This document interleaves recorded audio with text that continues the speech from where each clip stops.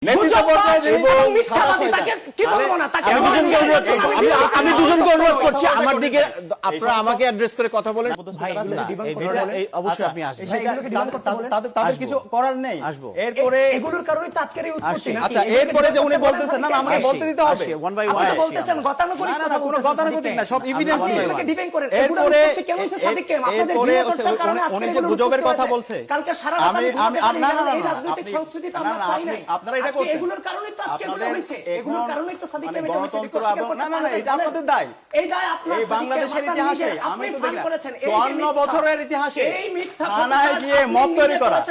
এ ভাই এগুলো সিলেলে আচ্ছা আমরা এক এক করে থানায় গিয়ে আমরা এক এক করে শেষ করি। আমরা একটু জীবনের নিরাপত্তার জন্য গিয়েছে। যে সাদিক ভাই আপনি বলেছেন আমার নিরাপরাধ শিক্ষার্থীদের উপর এইভাবে নেককারজনক হামলা করা। আসবো আপনার সে হামলার করার পর উনি আবার বৈধ দিচ্ছেন না, এটা ঠিক আছে? এটা কি বৈধ? আপনাদের দুজনের কাছে আসবো। আপনি আমাকে আমরা